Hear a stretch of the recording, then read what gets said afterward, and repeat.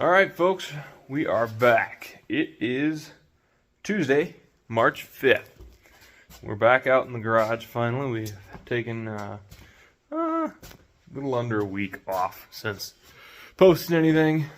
Celebrated my birthday over the weekend and then just had some really nice days. So we were spending a lot of time outside instead of working in the garage and whatever. So anyway, we're back to it tonight. I'm going to start working on the transmission because it's warm, finally, in here in the garage. And so, pardon me, I'm picking up some stuff on the floor here. So it'll finally be decent weather enough for me to be working on the transmission.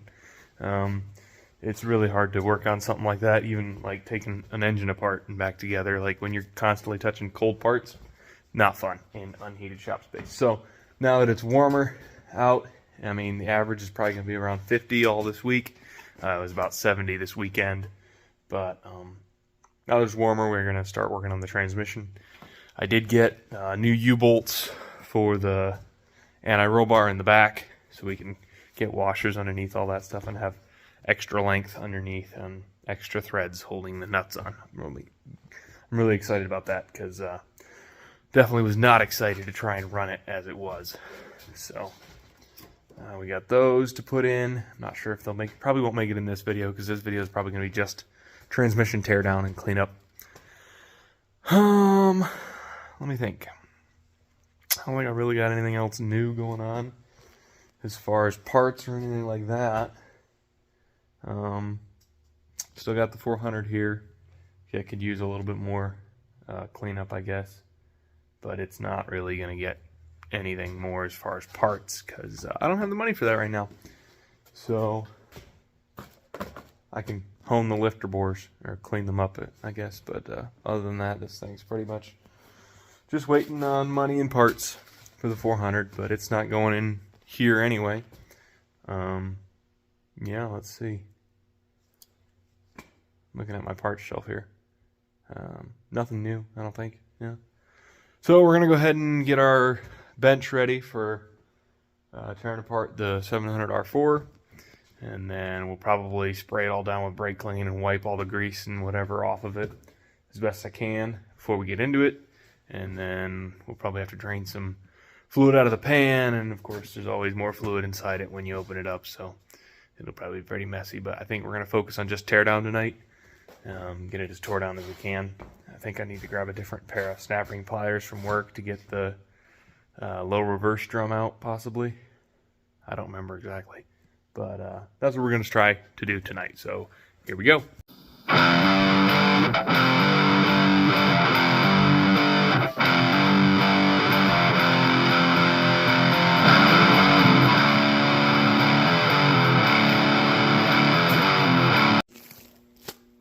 Okay, so this is the 700R4 that we're going to be working on, tearing apart tonight and then building.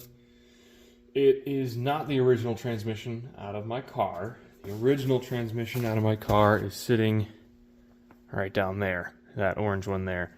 That one has some other problems that I'm not really sure what to do about. Its problem is that when you get it all together, you put the torque converter in the front of it, and you get it all the way, 3 clicks in, so it's all the way in, right? And then you get it up underneath the car, bolted up, everything's good, right?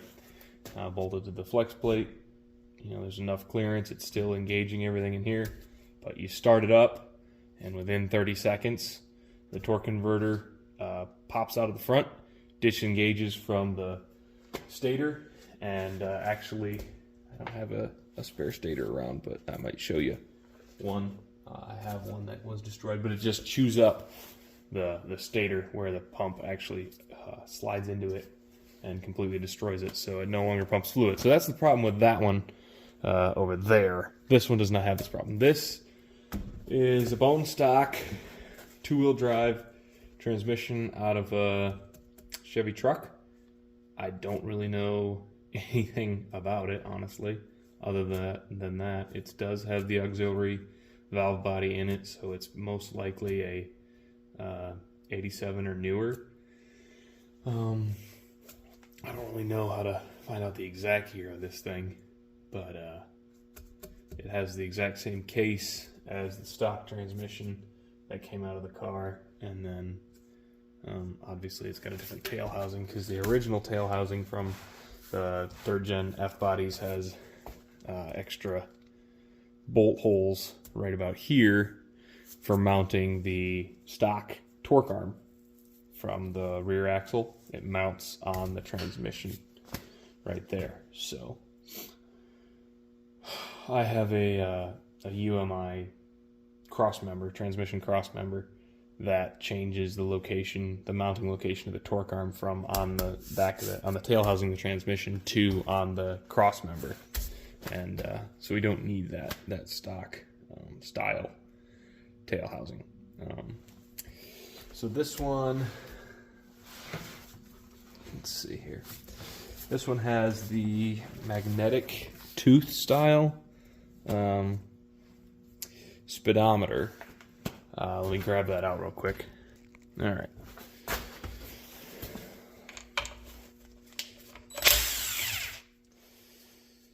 Get the bolt out of there. See if we can't pry this guy out of here.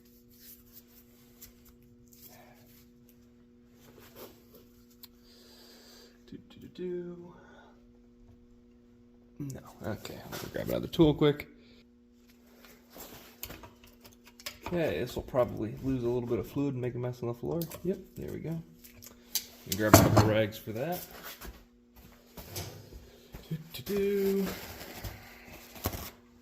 Sorry, I usually listen to music when I work, so I make noise when I'm not.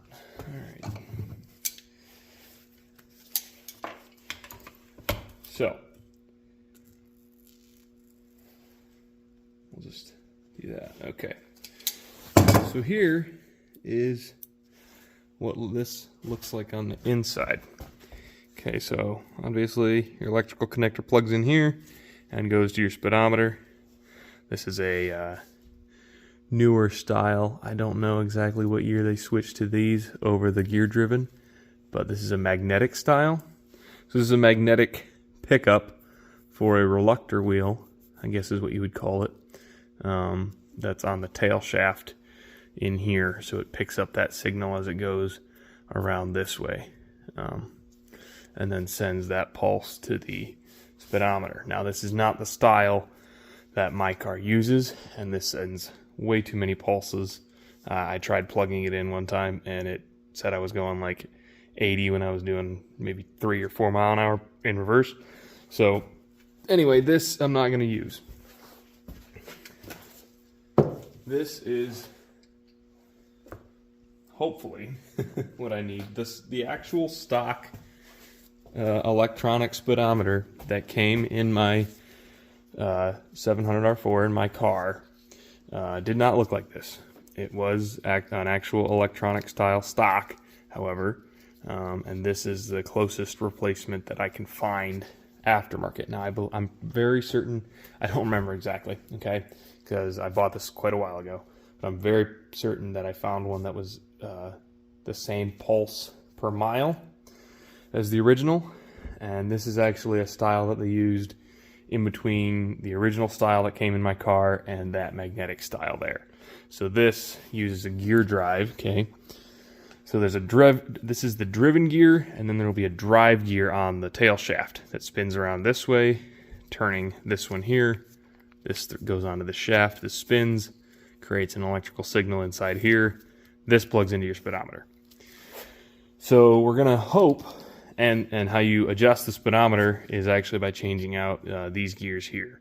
So the driven gear or the drive gear, and calculating that. And there's plenty of websites that have different calculators you can use. Plug in your axle ratio and your tire diameter to figure out what tooth you need for your drive and driven gears. So I believe we have the correct ones, provided this is the correct pulse.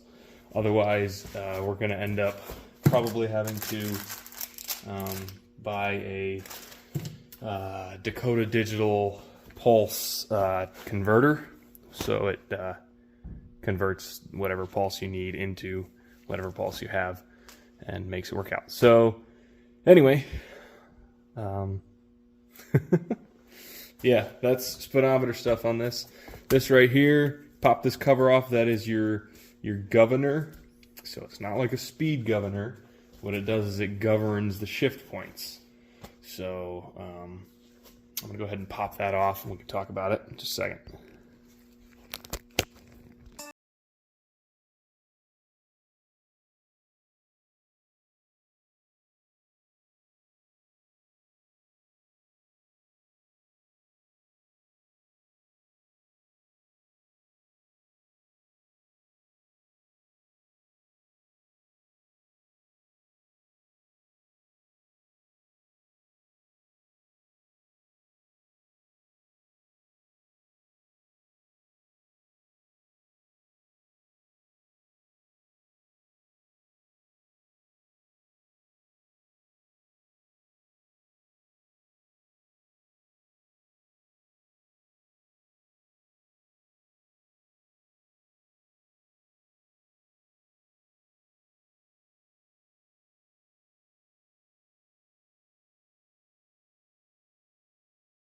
Okay, so I took a quick break from pulling stuff off to actually, pardon me, clean this thing up a little bit before we started taking too much stuff off of it and got it all, the gunk, outside, inside, because we don't want it on in there. So we're going to go ahead and take this off and get the governor out and look at that, because that's got to come out here pretty quick anyway.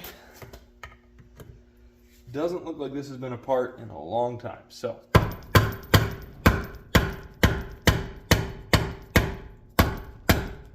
see how this goes. There's a lot of corrosion in here.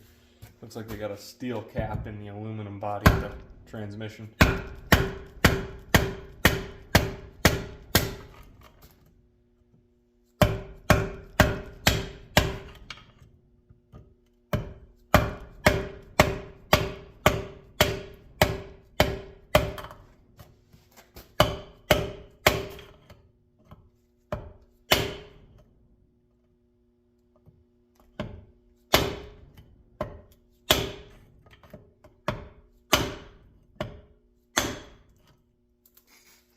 See all that crap that just came out?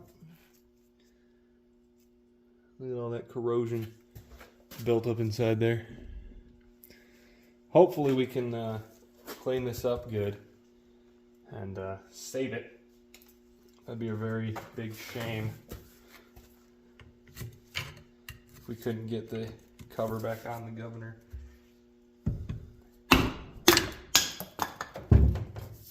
Not reusing that cover, so no worries there. But yeah, you can see right here how thick that corrosion buildup is. Yeah, this has been on there for a long time. And here's your governor. A little bit of dusty crap on there. So how this works in here is there's a valve on the inside there, and whether or not these are open or closed allows that valve to move up and down a little bit more or less. So there's springs and different weights on the inside of these little guys here, and basically depending on speed it opens at different rates, okay, and that allows the valve to move, which sends fluid through the valve body and has it shift to the next gear. So this is like you're just cruising around. You can change these out, so change the 1-2 shift, 2-3 shift, all of that you can change out with changing these gears to as far as how much RPM it takes when you're just like 3/4 throttle, whatever, getting on it. And so yeah, they sell kits to change out the weights and springs so you can get yours tuned in how you like it. Yeah, we're probably going to leave this alone for right now, but that looks pretty clean on the inside at the very least till I got my dirty fingers all over it. But a lot of times you'll see these gears on the end of the governor get all chewed up in the center. They ride directly on the output shaft of the transmission, which is steel. So pretty impressive that this one, which obviously the cap hasn't come off in a long time, but that this one's still in such good shape. You can see a little bit of wear on the inside, just some gray in the grain of the gear, but that's looking pretty good. We'll go ahead and pop the tail shaft off next, and then take the servo out. I might talk a little bit about those things. I'm going to switch back to hyperlapse and clean this up, and then pop that out and talk about it after that. So here we go.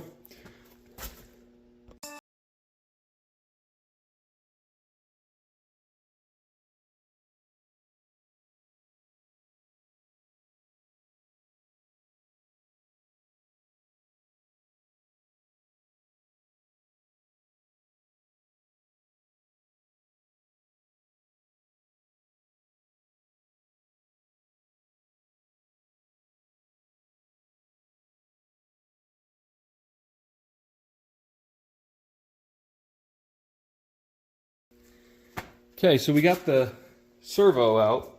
This is the 2-4 apply servo. So what that means, and I'll show you once I get into this thing, is that this unit right here,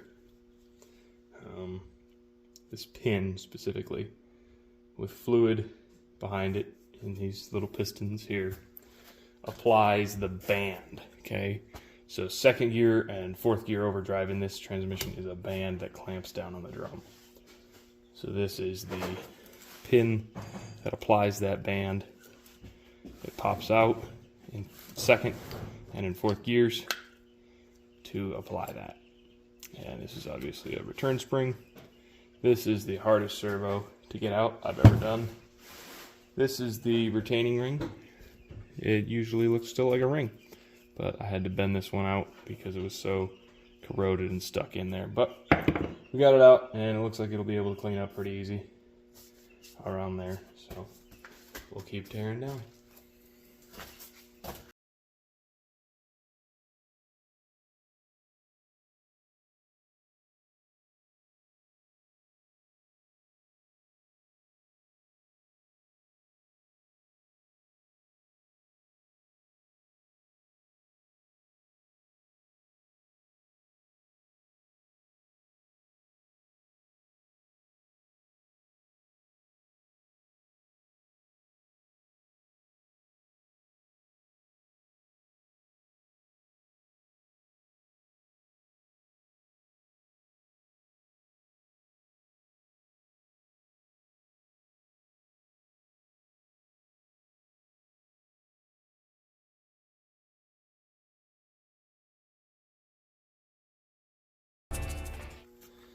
Okay, so we've got a few things taken apart of it now. Here's your output shaft. Well, my output shaft, but anyway.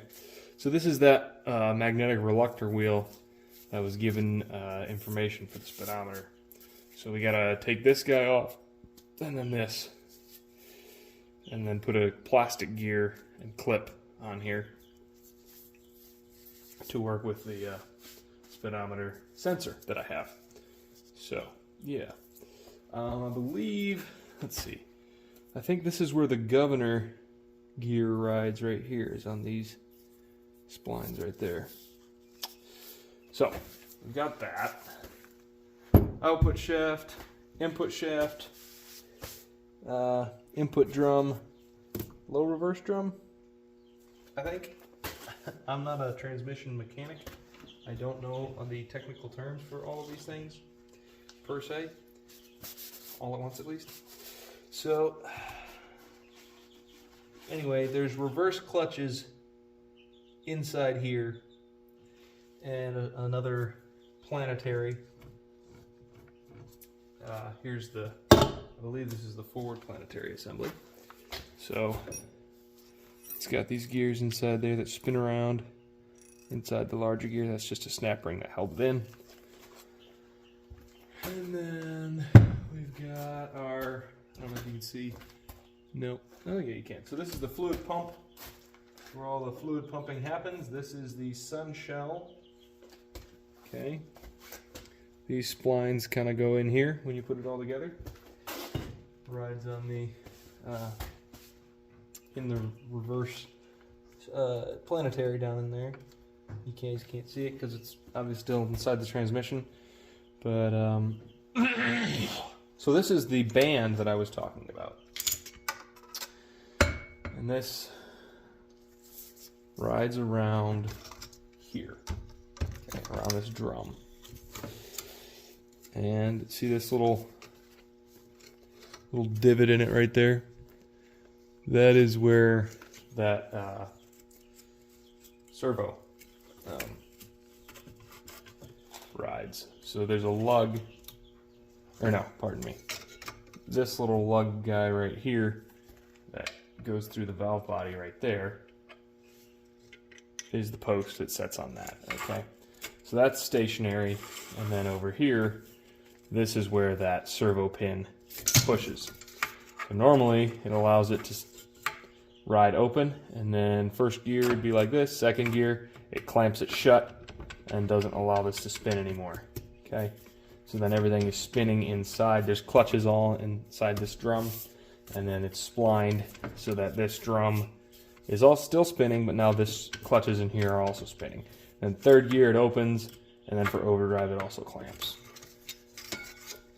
So that's the band that you use there. This one's all kind of burnt up, but anyway, that's that. This comes off of here. Getting these things all splined back together is the real pain in the butt. But anyway, these are all clutches in here. Clutch steel, clutch steel. Got a snap ring, spacer right there. Or I guess they call this a spring plate or something like that.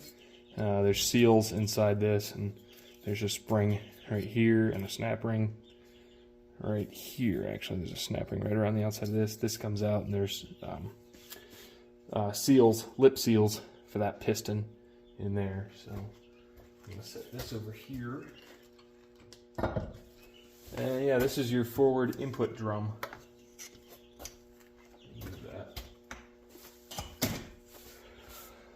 It's got a bearing right on top that the pump sits on top of this, okay, and on top of the other drum that sits on top of this. And it rides kind of on this little bearing that's down in there. But this is what it looks like looking down into it. There's a gear set right here. We've got clutches and steels. This is very loose. A lot of play in there. That is not ideal. We're going to stack this bad boy up to as tight as it can go. I have a service manual that specs how many thousandths you should have of room in here, and that's like a 1/4 inch, so that's way too much for those. Those are like, I believe these are the first, second gear clutches, and the third, fourth clutches are further into the drum, but we'll get that torn apart a different night, I think, maybe, or at least a different video. This one's getting kind of long. Pardon me. So yeah, that's what I've gotten torn apart so far. Yeah, it's coming apart good on the inside. A couple of the paper gaskets for the valve body are sticking to stuff. They'll have to get scraped off real good, but otherwise everything looks pretty decent. After all, it was a good running transmission. Fluid's real dark, but I mean, we were putting more power to it than it should have had, so that's to be expected, just wearing clutches out and getting clutch material on this fluid. But anyhow, that's probably going to be it for this video. I'm going to continue working, I think, tonight. Working on tearing down the drums, actually. And then maybe even getting that stuff out of there. But that's going to be it for this video. Thanks for watching, and have a good evening.